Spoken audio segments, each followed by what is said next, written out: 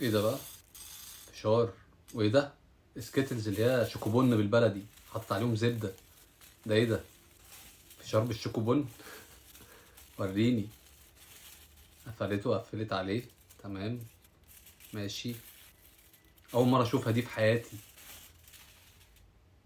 حاسه هيسيح على بعضه ومش هيطلع اي حاجه. فتحت فتحه في النص. تمام. بدأت تسخنه على النار. ايوه. ايوه. بدأ يطلع. وريني بقى الشكل النهائي كده عشان حاسس ان ده عك. تمام. بيستوي. عمال يفرقع. وريني يا معلم. يلا عايز اشوف الشكل النهائي على طول. ايوه. وريني بقى وريني. هنفتح. يلا بينا يا بنت اللذينه. شكله جامد قوي. ايه ده؟ هجربها. ايه الالوان دي؟ ده طريقه تانية. حطت المندي الزبده وفيها الشوكولاته. انا بتاعت الشوكوبون دي عجبتني قوي. انا مش عارف انتوا بتقولوا عليه شوكوبون ولا لا، بس انا بقول عليه شوكوبون. افرد بنفس الطريقه بس المره دي شوكولاته. زبده فوقيها الشوكولاته.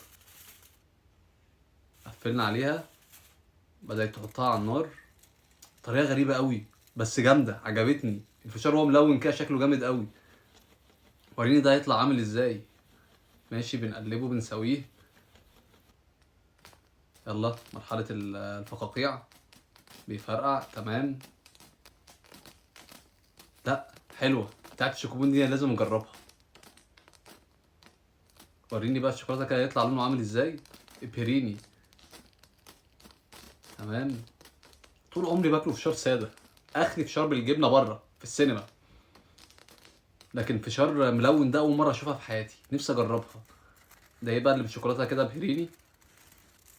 يا عيني يا عيني على الدلع يا بنت اللذينه يا طباخه. جامد قوي. طعمه في بقي. ده ايه المره دي؟ اوه ده مارشميلو. اصلا بقى ده بكل حاجه الفشار بيتعمل بيه كل حاجه. مارشميلو. غريبه دي بقى. طب ده هيطلع لونه عامل ازاي؟